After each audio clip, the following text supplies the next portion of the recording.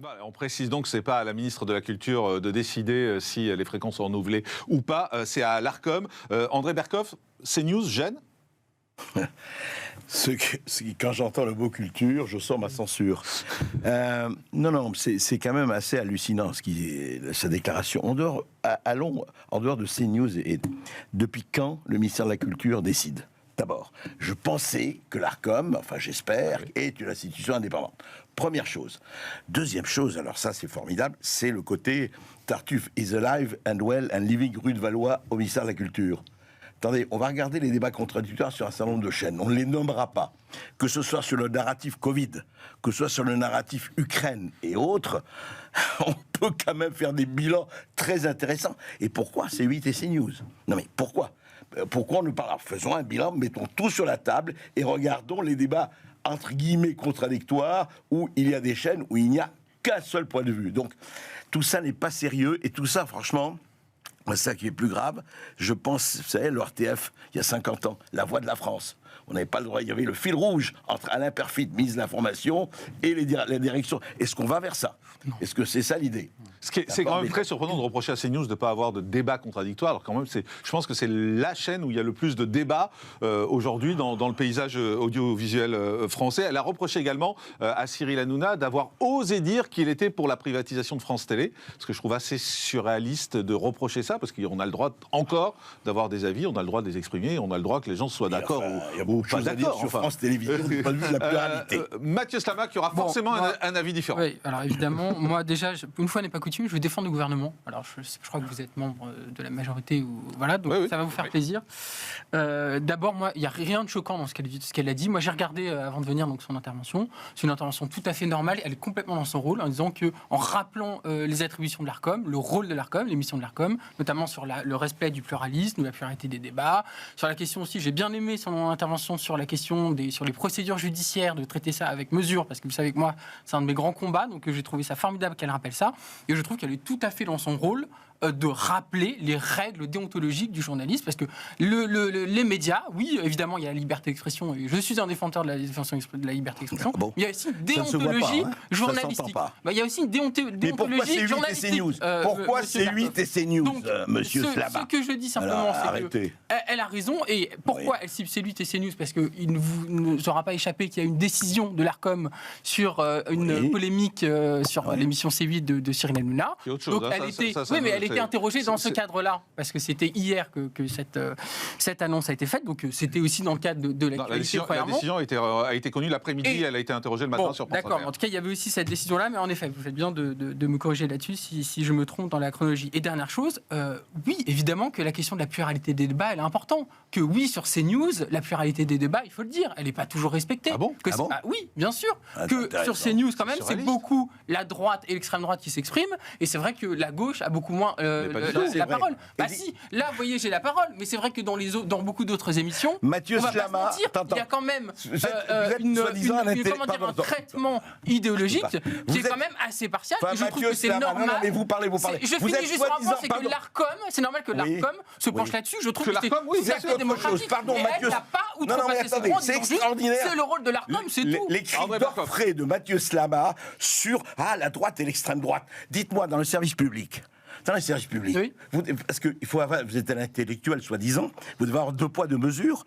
Dans le service public, dites-moi une émission dans un service public, France Inter, France Info, animée par un animateur, je parle des gens qu'on invite, qui soit, même pas de droite, libéral. Dites-moi un nom d'animateur de France Inter ou France Info qui soit, je dis, libéral. Allez-y. Écoutez, sur les présentateurs, j'en sais rien. Je pense qu'il y a beaucoup de centres mais il y a un pluralisme. Mais il y a un pluralisme des invités, bien sûr. Ah oui. Bien sûr qu'il y a un pluralisme des invités. Vous avez des macronistes, vous avez la droite, vous avez même l'extrême droite. Et pourquoi vous avez même l'extrême droite qui est régulièrement invitée. Et pourquoi il n'y a pas un seul animateur ? Si moi d'ailleurs me désole, mais passons. Et vous avez la gauche, etc.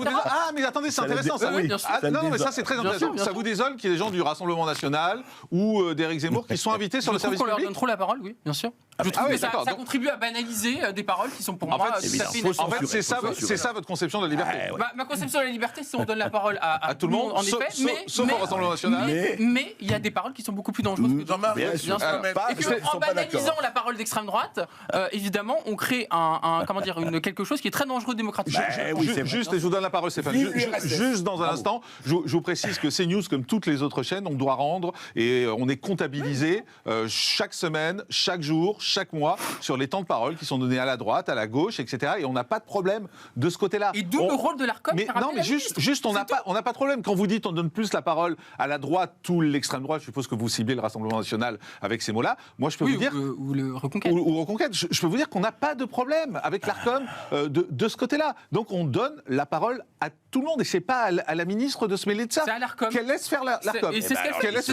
Bah non, mais vous comprenez bien qu'en disant ça, elle a juste rappelé une chose, c'est qu'il y avait eu 19 alertes de l'ARCOM spécifiquement. Mais est-ce qu'elle a fait le point pour M6 Est-ce qu'elle a fait le point pour M6 Juste Stéphane, et après Kylian Boissard, la majorité quand même. À partir du moment où on lui pose la question de savoir si les chaînes C8 et CNews pourraient ne pas être renouvelées en 2025, et qu'elle répond en disant qu'il y a eu des c'est trop, ou il y a eu 19 fois, qu'il y a eu des rappels et tout ça, qu'elle n'applique d'ailleurs pas pour M6. Elle dit c'est pas mon rôle. Moi je pense qu'elle aurait dû rester dans ce rôle-là de dire il y a une entité indépendante, qui s'appelle l'ARCOM. Et pourquoi elle ne le rappelle pas pour M6 Pourquoi elle ne le rappelle pas pour M6 C'est un sujet. Mais non, mais il n'y a pas de point de mesure. C'est un autre sujet.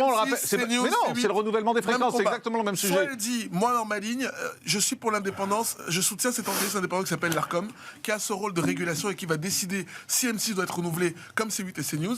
Là, je suis d'accord. Mais à partir du moment où elle dit C8 et CNews, ils ont été rappelés à l'ordre pour telle ou telle chose, mais pour M6, je rentre pas dans le débat. Pour moi, elles sortent de son rôle. Alors, Kylian Boissard. Oui, moi je vais pas essayer de me cacher en essayant d'un peu répandre le problème. C'est sûr qu'elle a pas été totalement dans son rôle et moi je vais plutôt défendre une maladresse de sa part. Surtout qu'à la base de mon parcours, moi je vous le dis, j'ai fait des études de journalisme à la base. Donc en plus cette liberté de la presse et l'indépendance des médias et l'implication des pouvoirs publics dedans, moi c'est un sujet qui me tient à cœur. Donc oui, je pense que là la ministre elle a un peu débordé et c'est vrai que le comportement qu'elle a eu vis-à-vis d'M6, il était nickel. Enfin, oui, exactement. Donc je pense qu'il y a eu une maladresse, elle peut avoir, et comme beaucoup... c'est juste pas la première fois. Un avis sur les... C'est juste pas la première fois, elle avait déjà évoqué ça. Mais on peut pas parler de maladresse, ouais. Je vais vous dire. Dès qu'il y a des voix dissidentes, des voix qui sortent. C'est intéressant d'ailleurs, parce que d'un côté, vous voyez, la bonne gauche bobo, qui dit attention, pas banaliser la droite et l'extrême droite. Il y a donc 15 millions de Français fachos qui votent droite ou extrême droite, mais ceux-là, c'est des fachos, surtout pas leur donner la parole. La parole, c'est à nous le camp du bien. Mais quand vous dites maladresse, non, c'est pas une maladresse, c'est totalement voulu, vous le savez. Rima Abdul-Malak n'est pas une imbécile. Elle a pas fait ça, elle a fait ça tout à fait à dessein. C'est-à-dire, dans une période de crise, attention les médias, vous n'allez pas commencer à aller de part et d'autre, vous n'allez pas commencer à sortir du narratif dominant. Nous avons, vous savez, en deux mots, ce qui se passe dans le pouvoir, la réalité, le réel, nous s'en fout. Pardon ? Le narratif dominant, c'est l'islam H24, l'immigration H24, rigolez, le narratif H24. Dominant, je parle du Covid, je parle de l'Ukraine. C'est ça aujourd'hui le ton dominant médiatique. C'est H24, ces sujets-là. Arrêtez de vous faire passer pour les dissidents. Mathieu Slama, vos obsessions, vous les gardez pour vous, vos obsessions. Je reviens aux choses sérieuses. Le narratif Covid et le narratif Ukraine-Russie doit être orienté. Voilà le problème. Tout le reste, c'est de la rigolade. Qu'est-ce qui se passe ? C'est que vous sortez, vous donnez, par exemple comme C8, CNews et puis d'autres, la parole à des gens qui ne sont pas d'accord. Ça s'appelle la liberté d'expression. On est bien d'accord, dans tous les domaines. Et c'est ce que fait le service public. Pardon ? C'est ce que fait le service public. Ah oui, bien sûr. Quand on donne la parole à absolument tout le monde, et avec... Encore une fois, posez-vous la question et répondez, parce que tout le reste, il blabla. Un animateur du service public qui est libéral. Je ne dis pas de droite. Je ne dis pas... Donnez-moi un nom, ensuite vous viendrez parler. On va faire...